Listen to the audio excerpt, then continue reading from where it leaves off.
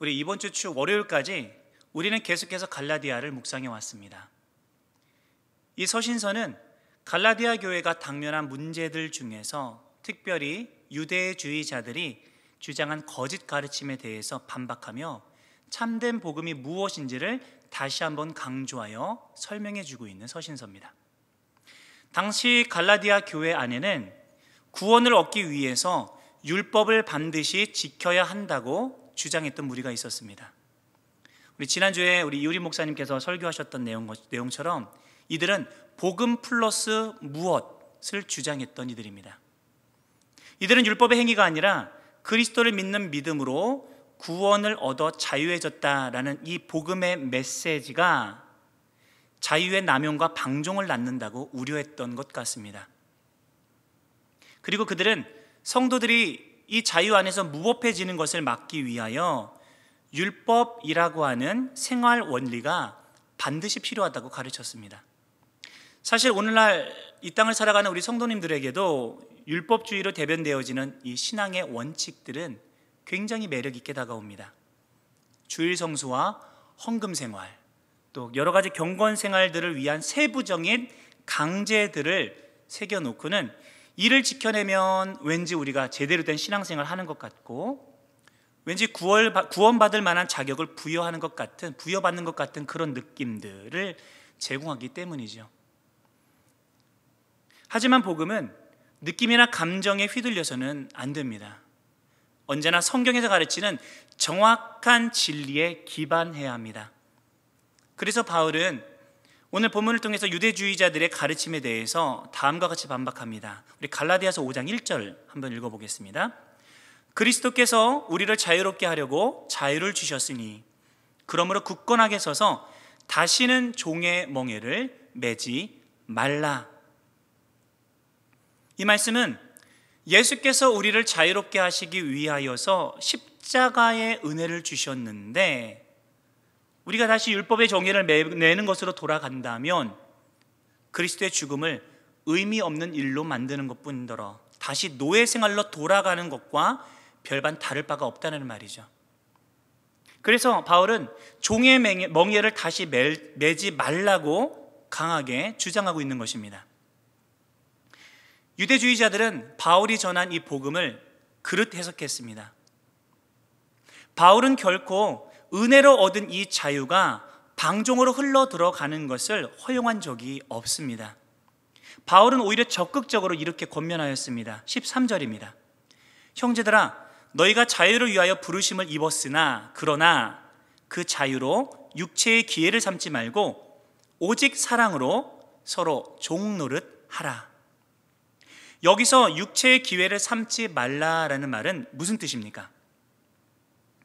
그리스도의 은혜로 말미암아 우리는 자유해졌지만 내 마음과 내 욕심이 원하는 대로 마음껏 살아가서는 안 된다라는 말입니다. 오히려 사랑으로 서로에게 종노릇 할 것을 가르치고 있습니다. 표현에 한번 집중해 볼까요?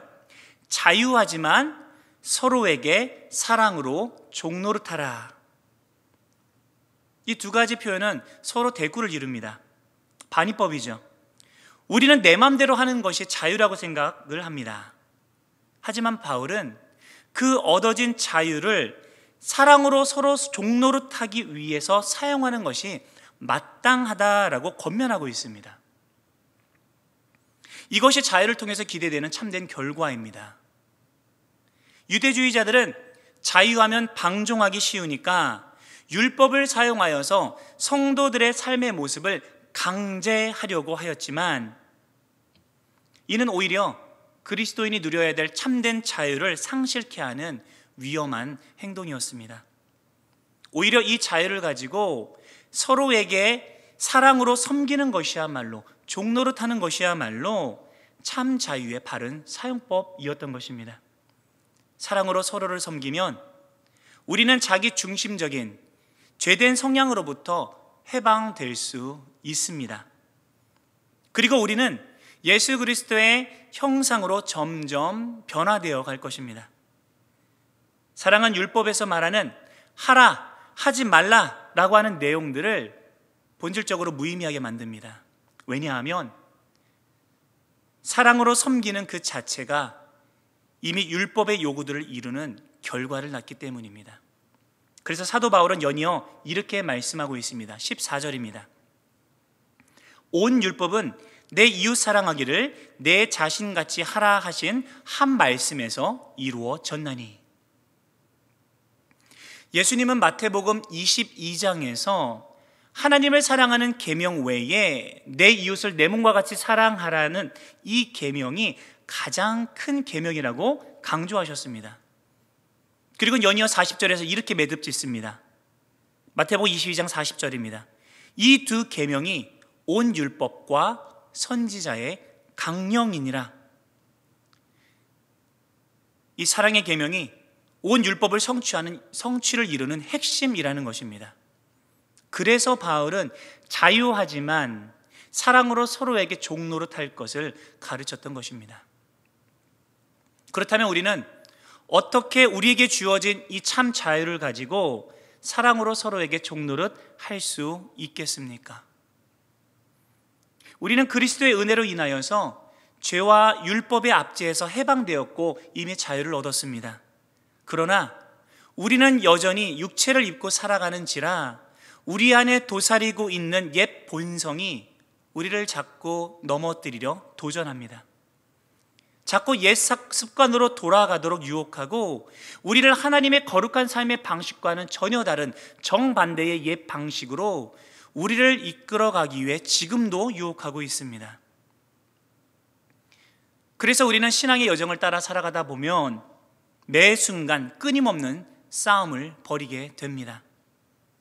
우리 안에 내주하시는 성령의 말씀을 따라 사랑을 행하고자 하는 이 마음과 옛 본성을 따라 나 중심으로 살고자 하는 이 육체가 벌이는 전투입니다.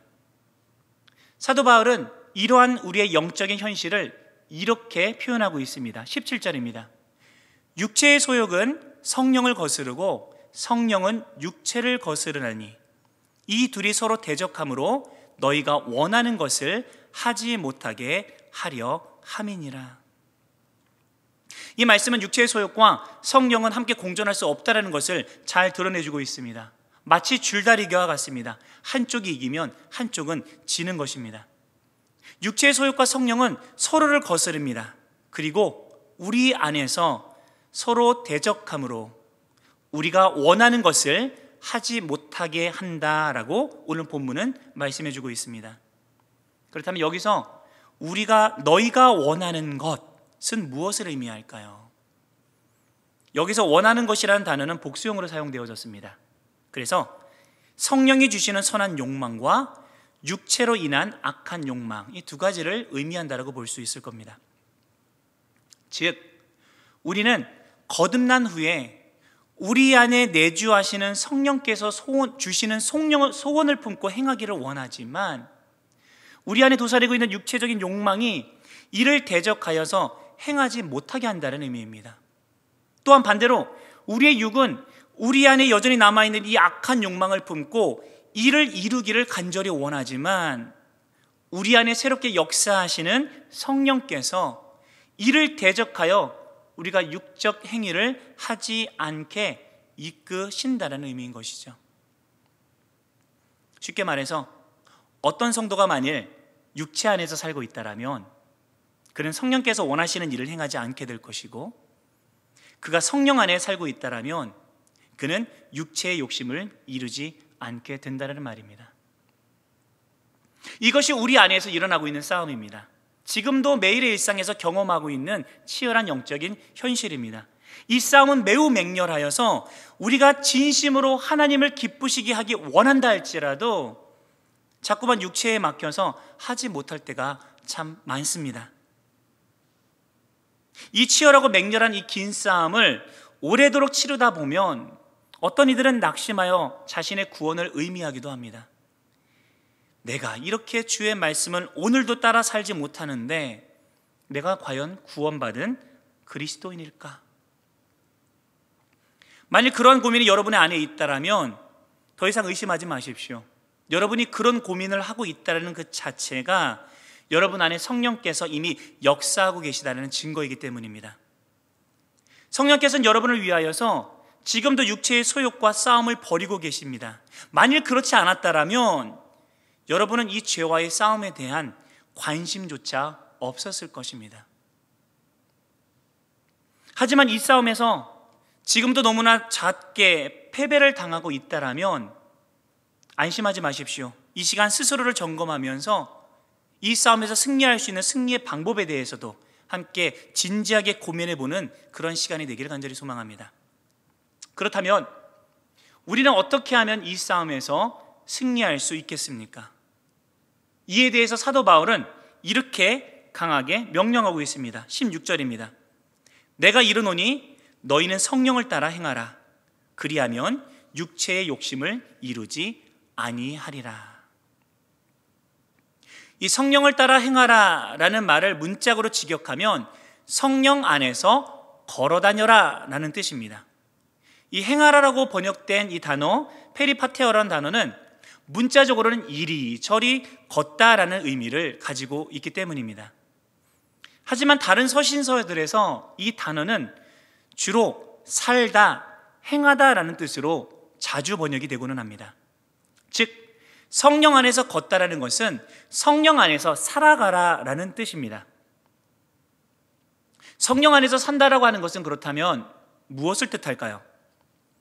이는 우리의 삶이 성령의 지배를 받는다는 의미입니다.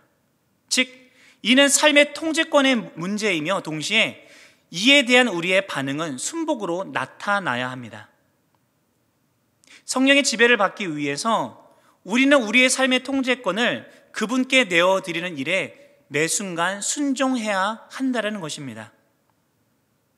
매 순간 성령의 통제를 인정하고 매 순간 성령님께 예스라고 우리가 응답할 때에 성령께서는 우리를 지배하시고 우리는 그 안에서 살아가게 되며 육체의 욕심을 이루는 일을 피하게 된다라고 사도 바울은 강하게 권면하고 있는 것이죠. 이런 놀라운 일을 이루는 의지와 능력의 출처는 우리가 아닙니다. 바로 성령님이십니다.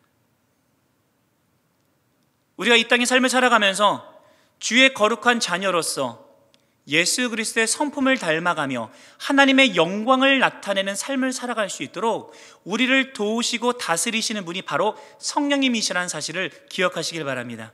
이분을 의지하며 그분 안에서 살아갈 때에 우리는 우리 육체의 욕심을 이루지 아니하고 사랑으로 율법을 초월하는 삶을 살아갈 수 있게 되는 것입니다.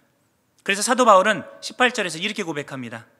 너희가 만일 성령의 인도하시는 바가 되면 율법 아래에 있지 아니하리라. 말씀을 한 번 더 정리해 보겠습니다. 우리 그리스도인은 은혜로 인하여 믿음으로 말미암아 죄와 사망의 권세에서 해방된 자들입니다. 그러나 어떤 이들은 우리가 누리게 된 이 자유를 가지고 스스로의 육체의 욕심을 이루는 일에 마음껏 사용하며 방종한 인생을 살아가기도 합니다. 하지만 성경은 우리에게 주어진 이 자유는 오히려 서로를 사랑으로 섬기는 일에 힘써야 한다고 가르치고 있습니다. 나 중심으로 살고자 하는 우리의 옛 본성과 자아를 가진 육체를 입고 사는데 이 일이 어떻게 가능합니까? 우리로서는 불가능합니다.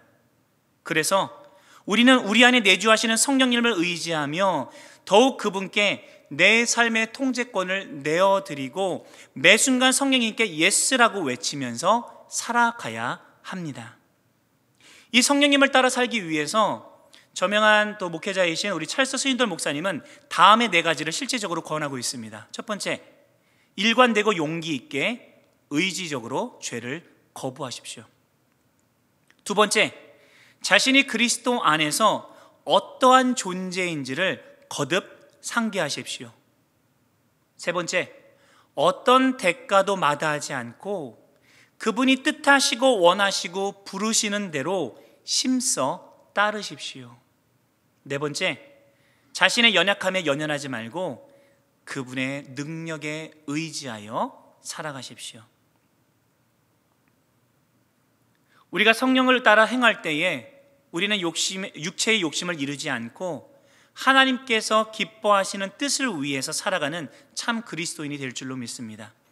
매 순간 내 안에서 벌어지는 육과 성령의 싸움에서 더욱 성령님을 따라 생하며 승리의 영광을 하나님께 올려드리는 사랑하는 모든 영안의 성도님들 되시기를, 여러분의 축복된 삶이 되기를 우리 주 예수님의 이름으로 간절히 축원드립니다. 함께 말씀의 내용을 기억하면서 우리 성령 하나님을 더욱더 의지하는 마음으로 우리 이 찬양 주님 앞에 올려드리며 나아가겠습니다.